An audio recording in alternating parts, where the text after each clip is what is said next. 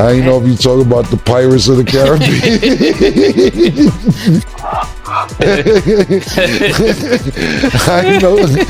I know who you was talking about, man. That's not some Harlem shit. That's some young. I don't know what to say. You turning into a chatty patty.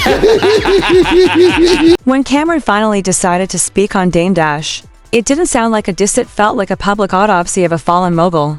The man who once stood at the top of Rockefeller Records was now on Instagram jaw tight, trying to keep his dentures from slipping while preaching about loyalty and culture. To Camron, that was the punchline and the tragedy all in one. How are you the godfather of anything when your own godkids don't even claim you? He said, cutting straight to the bone. The dentures weren't just about teeth, they were a symbol. They represented how Dame Dash had lost his bite, lost his influence, lost his power. The Harlem legend turned hustler turned teacher was suddenly being schooled by the very student he used to brag about discovering, according to Camron. It all started when Dame Dash called him early one morning, fishing for validation and gossip. Then came the guilt trips, the random movie scenes, the no-budget projects, and the million-dollar dreams that never turned into dollars. Cam said he joined one of those just talk some trash movie shoots out of respect, but even on set, Dame Dash didn't have direction, he just had pride. When the film came out, it was messy, full of bad edits, clashing colors, and dusty lugs. I didn't promote it, Cam said, because I wasn't gonna let him go out like that. To Cam, silence was mercy, not hate, but the real check came with receipts. Camron exposed how Dame Dash fumbled a golden chance when Revolt offered programming slots. Cam had to open shows ready to carry Dame's name, and still, Dame's ego said no. Then came the $1 million lifeline from Cam, and Mase real money on the table. Even Jay-Z had allegedly offered $1.5 million before, and Dame Dash turned that down too, holding out for a deal that never existed. Cam's voice dripped with disbelief when he told it, "You had $1 million from me and Mase, $1.5 million from Hav, and you gambled it for a fantasy $6 million that never came." By the end, the dentures, the pride, the Miss Revolt slot all became symbols of what happens when ego eats opportunity. Camron didn't have to destroy Dame Dash. He just held up the mirror, and the reflection did the rest. But Jay Prince, the way it started, Jay Prince read the numbers from your fight, and he turned the comments off because the comments was going crazy. I read it when I was on the way to work, and he's like the most watched boxing match this year on ESPN. And all the comments, every comment. When Camron and Mase called out Shocker Stevenson for being boring, nobody expected the smoke to come from Jay Prince, the self-proclaimed big homie of the South, who built his name on silence and fear. But when Jay Prince tried to flex that same old-school muscle on Cam's platform, it backfired. He sent warnings, subtle little notes about respect embedded talk, the kind of coded language meant to make younger voices fall back. Instead, Camron laughed. "Bro, you 60 years old. What you talking about?" He fired back. To Cam, it wasn't about disrespecting a legend. It was about killing the myth that anyone could still bully a man who built his whole career on standing on business. "This ain't 1982, he said. "You can't tell grown men what they can or can't say anymore." The words hit like Harlem gunfire in an empty room, clean, quick, final. Jay Prince had built a reputation as a man behind the curtain, the one rappers whispered about but never challenged. But Camron and Mase weren't built from that cloth. They didn't hide behind coded messages or fake respect. They answered in real time, live on air, face to face. When Jay Prince tried to spin it as protecting his fighter, Cam flipped it. "Nah, you the reason he acting like that." It wasn't just about boxing anymore. It was about power, control, and the illusion of untouchability. Camron turned the supposed threat into a teachable moment. "We don't do big homies here. We do business," he said, and suddenly, everyone watching felt the generational wall crack. Even Mase stepped in, calm but cutting. He reminded Jay Prince that real leadership wasn't about silencing people. It was about earning respect. "You can't make a man shut up when he's telling the truth," he said, and that's when the internet lit up. Comments flooded timelines calling it the end of the big homie era, and Camron? He sat back, sipping water, watching a 60-year-old mogul crumble under the weight of his own intimidation act. "We ain't scared," Cam said softly, almost smiling. "We ain't your kids, and you ain't our father." That line hit harder than any diss record. In one segment, Camron flipped the entire industry hierarchy upside down, proving once again that Harlem confidence doesn't bow, it checks. You are a guardian angel and designer. What the fuck is you talking about, man? You are from the Bronx, bro.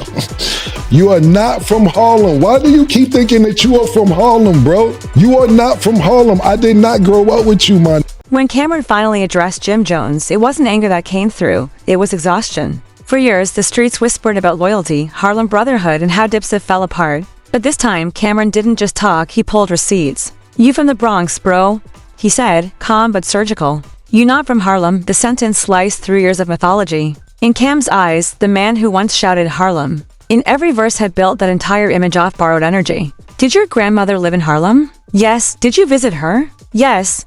But we didn't grow up together." "My boy." Every word hit like an autopsy report, facts only, no emotion. Just the truth that had been waiting to come out since the Pinkera days. Camron painted the picture vividly, the late-night freestyles, the buzz before the record deals, the way Mase and Cam were already kings of the block when Jim Jones came knocking. "You begged to come around," Cam said. "You heard our tapes, and you wanted in." The detail that stopped everyone cold was when Cam revealed how Mase literally taught Jim Jones how to rap, line for line, word for word, flow by flow. It wasn't said with hate. It was said like a teacher grading a student who forgot who wrote the lesson. To Camron, this wasn't betrayal over fame, it was about rewriting history. "We didn't grow up with you. You were a fan who turned into a friend, then a friend who turned into a problem." The way Camron told it, you could hear the heartbreak under the humor. He wasn't clowning Jim Jones for sport. He was correcting the record. "People from Harlem don't gotta keep saying they from Harlem," he said. "Real Harlem knows Harlem." It was one of those quotes that instantly trended, echoing through podcasts, reaction videos, and social media reels. The so-called capo's credibility was being dismantled by the very general who gave him the flag. And when Camron finished, there was no shouting, no bragging, no diss track, just that cold Harlem calm. "You a fan who got lucky," he said. "And somewhere along the way, you forgot who opened the door. That was a check, not with fists or threats, but with memory, history, and Harlem truth that couldn't be undone." Done. First thing that happened, I brought K Slay up there, and I guess I didn't know he was mad at K Slay. I've never heard this story, Cam. Wait a minute. What? So you saying? Because K Slay must have played Ether at the time, and he was mad at Nas for Ether and all this Yeah, other we shit. never heard this story, Cam. Yeah. When Camron told the story of what really went down with Jay-Z, it didn't sound like gossip, it sounded like revenge disguised as poetry. The two men were once label mates, built under the same Rockefeller roof. But pride made that house crack. It started small, Camron bringing K Slay to Baseline Studios, not knowing Jay-Z still held a grudge because Slay had supported Mrs. Ether. When Jay saw them together, the energy in the room shifted. He told Camron, calm but cold, "You gotta be careful who you bring around here." That's when Cam realized it wasn't just music anymore, it was power politics. From that moment, the tension in the air felt like gunpowder waiting on a spark. Later, Camron jumped on a record with PD Crack and Jules Santana, thinking it was just another Rockefeller hit in the making. But when Jay-Z heard the track, he told the engineer to stop the session and delete Cam's verse just like that.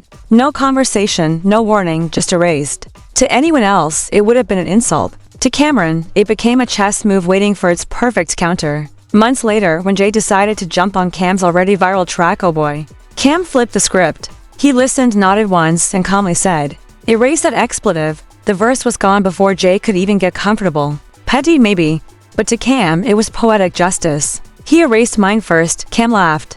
"I just returned the favor." That single act became Harlem legend the moment the student out-pettied the master. While most rappers would have begged for a Jay-Z feature, Camron deleted it like a voicemail he didn't need. To him, respect was more valuable than reach. "You erased my verse? Cool. But I erased your legacy from my record," he said, smirking through the memory. It wasn't just a clash between two egos. It was a statement about independence, about never letting a giant rewrite your story. In that moment, Camron proved he didn't need a throne to act like royalty. He built his own kingdom out of pettiness and principle. The game never forgot it. And years later, whenever Oh Boy plays, fans still whisper the legend. Jay-Z's verse was never missing, it was deleted. Listen, bro, I'm gonna be honest with you. I see why they call you Shakur. Twitterson. Like, man, 4 hours of tweeting about me and Mase is wow. You boring. You boring. Everybody's seen it. When Camron and Mase sat down to talk boxing, they didn't expect to start a full-blown war with Shocker Stevenson. But that's exactly what happened. It began as casual commentary to Harlem men talking sports, cracking jokes, speaking the truth that most fans were already whispering. But once Camron said the magic words, "you boring," it turned into chaos. Instead of shrugging it off, Shocker Stevenson spent hours online arguing, tweeting, and trying to fight with words what he couldn't fix with charisma. Camron laughed it off at first, but then he went in. "You boring, bro," he said again. We wasn't the only ones who saw it. Everybody saw it. Even the announcers was falling asleep. He wasn't wrong. Even Tim Bradley had cracked jokes on air about needing coffee during the fight. And when your own grandfather in your corner is yelling for you to throw hands, that's not strategy, it's a cry for life in a dead ring.